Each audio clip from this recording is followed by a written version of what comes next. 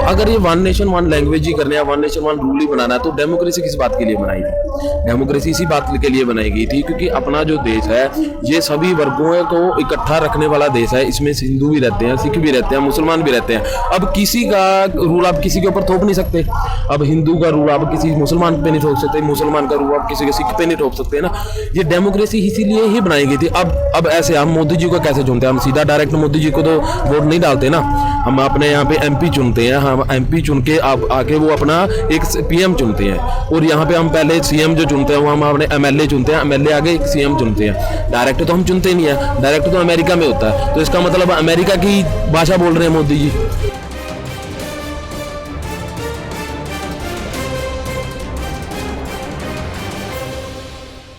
Sir सबसे पहले सवाल ये है कि आप लोग जैसे सरकार कर रही है कि एक देश एक किसानों का नियम, जैसे सब कुछ एक करना चाह रही है, तो आप लोगों को क्या दिक्कत है इस कानून से? देखो, पहले तो मेरा नाम लखविंदर सिंह है, ब्लॉक प्रधान लखविंदर सिंह कराड़ा, सिद्धूपुर यूनियन। देखो, एक कानून एक देश की तो ये बात है। अब आप बताओ एक कानून एक देश से कहाँ फायदा होगा? पहले हमारे यहाँ पे एमएसपी है ना, जो 22 फसलों पे मिलती है पंजाब हरियाणा में, सारी स्टेट में लगे मिलती 2 पे है, गेहूँ और धान पे। तो एक देश एक मंडी कैसे बन जाएगा? एक देश एक मंडी रह गया। एक मंडी का देखो, एक मंडी में हमें अपना मनचाहा रेट नहीं मिले, क्योंकि जब वहाँ पे कंपटीशन ही नहीं होगा व्यापारियों के बीच में, तो हमारी फसल का वो रेट ज़्यादा क्यों लगाओगे? क्योंकि बिहार यूपी में आप देख सकते हो 2006 से लागू है कानून, 2006 से मंडी खत्म है ना।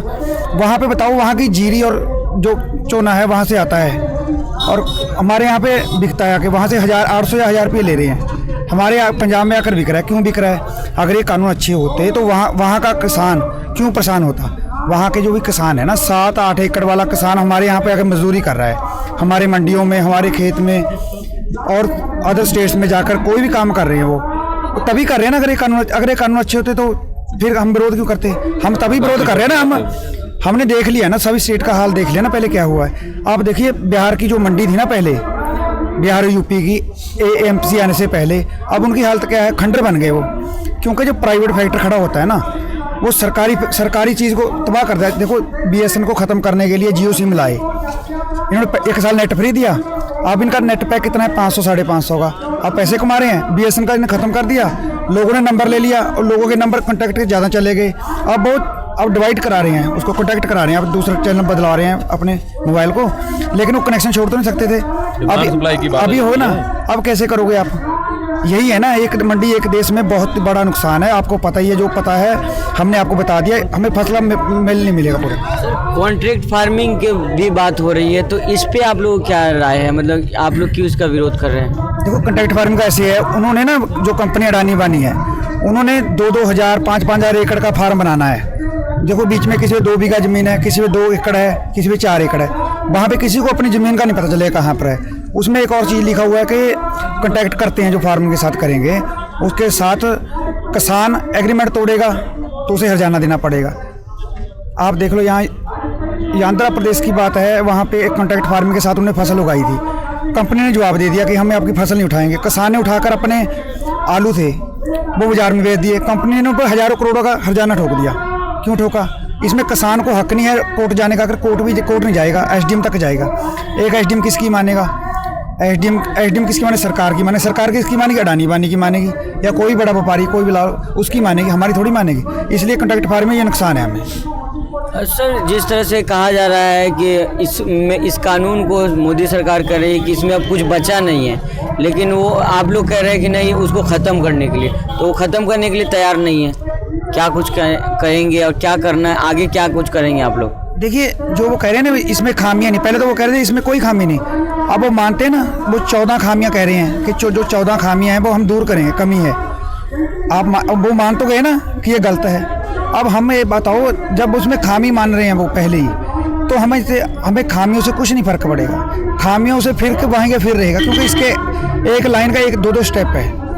अगर हम उसको स्टडी करेंगे ना, तब पता चलता है। वो तो बैठे बैठे बातें करते हैं। बात सुनो, नितिन तोमर हैं, वो खेतीबाड़ी मंत्री हैं हमारे, पीयूष गोयल रेल मंत्री हैं। जब वो अपने महकमे में रह के 6 साल सरकार को हो गए, वो उन्हें प्रॉफिट में ला सके, तो प्राइवेट फैक्टर हमारी खेती में लाकर हमें कैसे वो हमारा ऊपर कर देंगे हमें खेती को, जो हमारे घाटे का सौदा चल रहा है, कह रहे हैं ना खेती कम है, सौदा घाटे का सौदा चल रहा है, वो कैसे आगे जाएगा?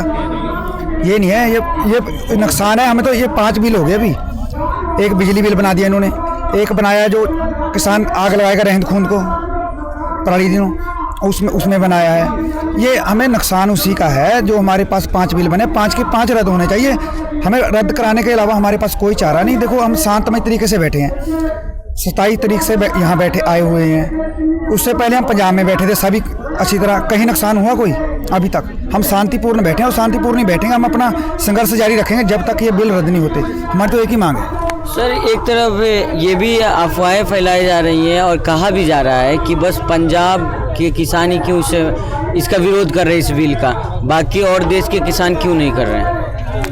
देखिए, ये बात ऐसे है ना, क्योंकि जो एमएसपी है ये सिर्फ जो मंडीकरण जो पीएमसी है ये ज़्यादातर पंजाब और हरियाणा में ही लागू हुई है। ये पंजाब हरियाणा में क्यों है? क्योंकि जब हमारा देश आज़ाद हुआ था उस टाइम मंडीकरण नहीं था। हमारे यहाँ के गांव जो हमारे खेती बाड़ी करते थे मजदूर लोग, जब भी वो करते थे, उनको कोई मंडी का अपना मतलब कोई भी गेहूँ या वो उगाते थे, उनको कोई एक मंडी नहीं थी, कहीं पर वो बेच नहीं सकते थे।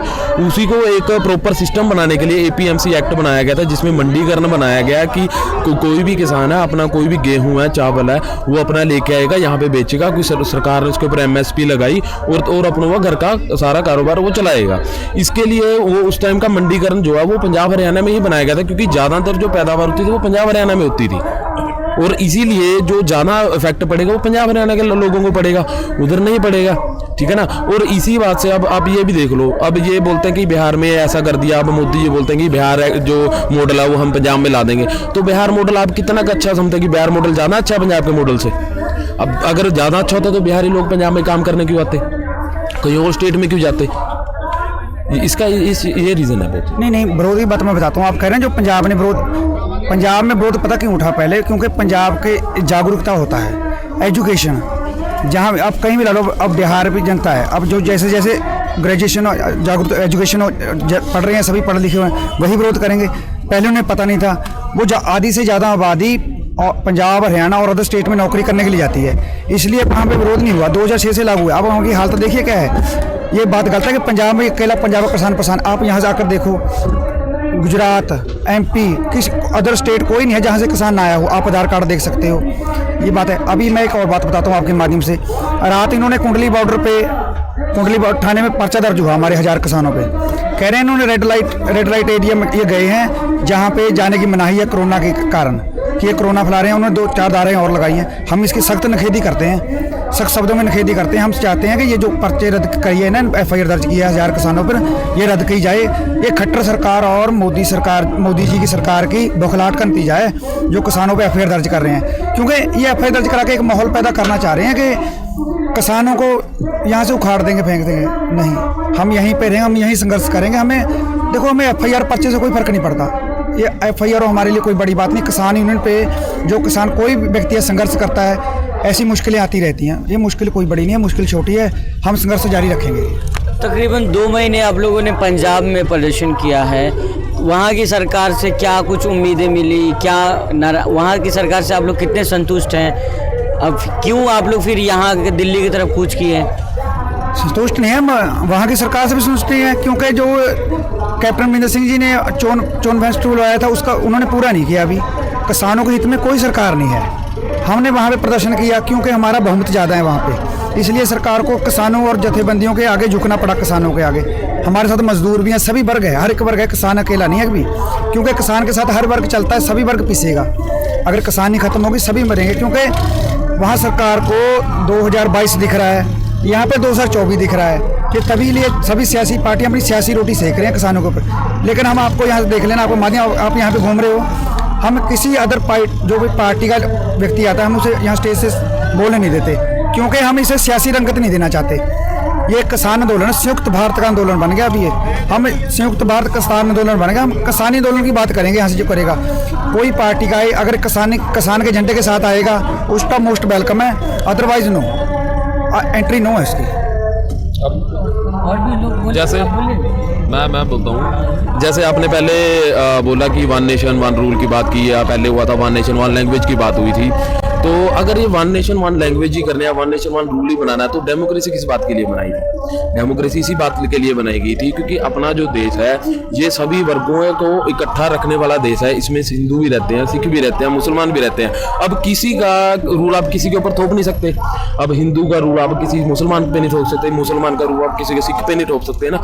ये डेमोक्रेसी इसीलिए ही बनाई गई थी। अब ऐसे हम मोदी जी को कैसे चुनते हैं? हम सीधा डायरेक्ट मोदी जी को तो वोट नहीं डालते ना।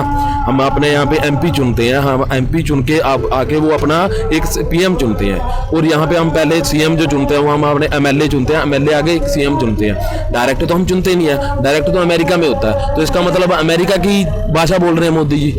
हर बार यही बात आ जाती है, one nation one language, one nation one rule. तो ये नहीं हो सकता, डेमोक्रेसी में नहीं हो सकता। ये वन रूल वन कर रहे हैं ना। ये बात सुनो, पानी की बोतल है ये 20 रुपए की देती हैं। हर एक प्राइवेट फार्म को अगर अधिकार है वो अपनी कीमत लगाकर दवाई भी बेच सकते हैं, पानी बेच सकते हैं, कोई भी चीज़ बेच सकते हैं। किसान को कोई अधिकार नहीं है। अभी फसल बिकी है, कह रहे हरियाणा में तो लागू हो गया, बीजेपी सरकार थी जो 3 ऑर्डिनेंस बनाए, कानून रद्द हो गए, लागू हो गए। हरियाणा में क्यों नहीं किसानों को फायदा मिला? हरियाणा के किसानों की पेमेंट कितनी लेट पड़ी है? शायद आधों की अभी ना आई हुई खातों में आई हो, क्यों नहीं आई? और एक बात है, मोदी जी ना जो है एक तानाशाही है। हम लड़ाई लड़ रहे हैं ताकि गरीब को 20 रुपये किलो आटा मिल सके।